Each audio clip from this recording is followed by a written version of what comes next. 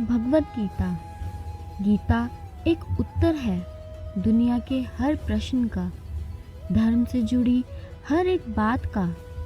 जीवन से जुड़ा ऐसा कोई प्रश्न नहीं है जिसका उत्तर भगवान श्री कृष्ण ने भगवद गीता में नहीं दिया हो। तो आइए मेरे साथ चलिए भगवद गीता के इस सफ़र पे। अध्याय 1, अर्जुन विषाद योग। यहाँ धृतराष्ट्र जानना चाहते हैं युद्ध में क्या हो रहा है। उनका पुत्र दुर्योधन और पांडव क्या कर रहे हैं। धृतराष्ट्र संजय से पूछते हैं, धर्म भूमि कुरुक्षेत्र में युद्ध करने के लिए एकत्रित हुए मेरे और पांडु के पुत्र क्या कर रहे हैं। दोस्तों, संजय को दिव्य दृष्टि प्राप्त थी।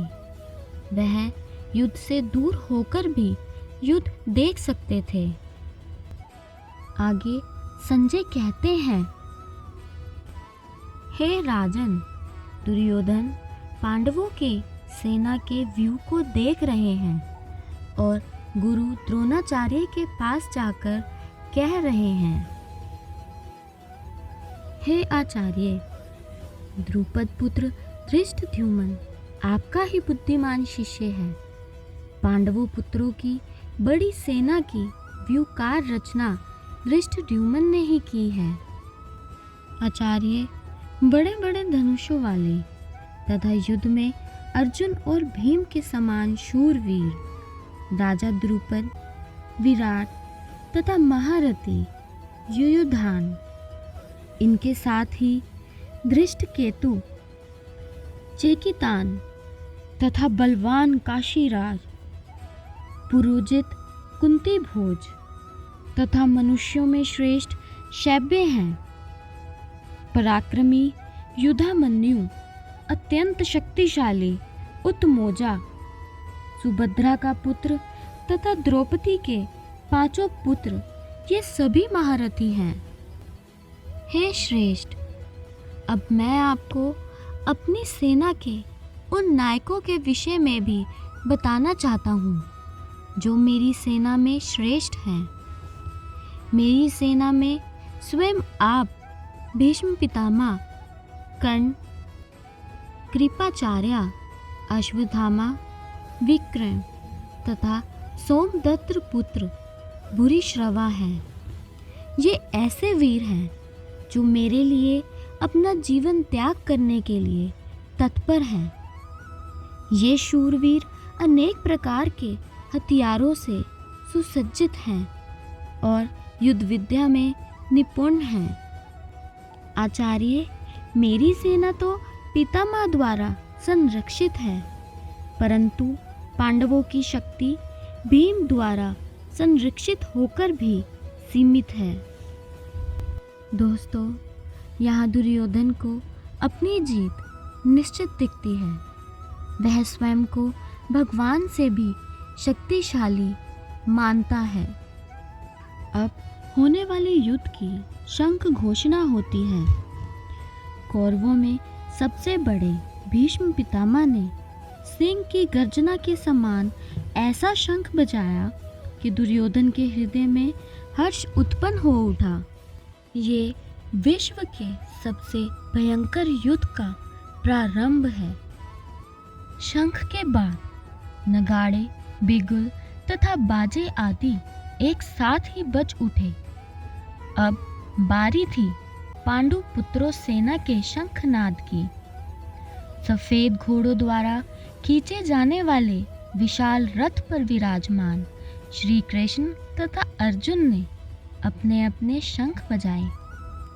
युद्ध में उपस्थित सभी महारथी ने अपने अपने शंख बजाए। अब संजय धृतराष्ट्र को आगे कह रहे हैं, हे राजन, इन शंखों की ध्वनि ने आकाश और पृथ्वी के साथ साथ आपके पक्ष वालों के हृदय को भी विदीर्ण कर दिया है। उनमें भय उत्पन्न हो गया है। अब अर्जुन अपने सभी संबंधियों को देख रहे हैं। फिर धनुष उठाकर श्री कृष्ण से कहते हैं, हे अच्युत, मेरे रथ को दोनों सेनाओं के बीच ले चलिए। मुझे यहाँ उन लोगों को देखने दीजिए जो यहाँ दुर्बुद्धि दुर्योधन को प्रसन्न करने की इच्छा से आए हैं। आगे संजय कहते हैं, हे धृतराष्ट्र, जैसे अर्जुन ने कहा था श्री कृष्ण ने वैसे ही युद्ध के बीच में रथ को लाकर खड़ा कर दिया है। हे राजन, अब श्री कृष्ण अर्जुन से कह रहे हैं, हे पार्थ, युद्ध में जुटे हुए इन कौरवों को देखो। दोस्तों, अब अर्जुन वहाँ पर दोनों पक्षों की सेनाओं में अपने चाचा, ताऊओं, गुरुओं, मामाओं, भाइयों, पुत्रों, पोत्रों, मित्रों, ससुर तथा अन्य शुभ चिंतकों को देख रहे हैं। जब अर्जुन ने अपने सभी संबंधियों को देखा तो उनका हृदय करुणा से भर गया और शोक से भरे हृदय लेकर श्री कृष्ण को कहने लगे, हे कृष्ण, अपने मित्रों तथा संबंधियों को अपने समक्ष युद्ध में उपस्थित देखकर मेरे शरीर के अंग कांप रहे हैं और मेरा मुंह सूखा जा रहा है। हे प्रभु, मेरा सारा शरीर कांप रहा है। मेरा धनुष भी मेरे हाथ से सरका जा रहा है। मैं यहाँ अब और अधिक खड़ा नहीं हो सकता। हे कृष्ण, मुझे तो केवल अमंगल ही दिख रहा है। हे कृष्ण, इस युद्ध में अपने ही स्वजनों का वध करने से ना तो मुझे कोई अच्छाई दिखती है और ना मैं उससे किसी प्रकार की विजय, राज्य का सुख पाना चाहता हूँ। हे गोविंद, मुझे राज्य सुख अथवा इस जीवन से क्या लाभ, क्योंकि जिन सारे लोगों के लिए हम उन्हें चाहते हैं वे ही इस युद्ध में खड़े हैं। हे जीवों के पालक, मैं इन सब से लड़ने को तैयार नहीं। भला धृतराष्ट्र के पुत्रों को मारकर हमें कौन सी प्रसन्नता मिलेगी। अतः यह बिल्कुल भी उचित नहीं होगा कि हम धृतराष्ट्र के पुत्रों तथा उनके मित्रों का वध करें। हे लक्ष्मीपति कृष्ण, इससे हमें क्या लाभ होगा और अपने ही कुटुंबियों को मारकर हम किस प्रकार सुखी हो सकते हैं। प्रभु, कुल का नाश होने पर सनातन कुल परंपरा नष्ट हो जाती है और इस तरह शेष कुल भी अधर्म में प्रवर्तित हो जाता है।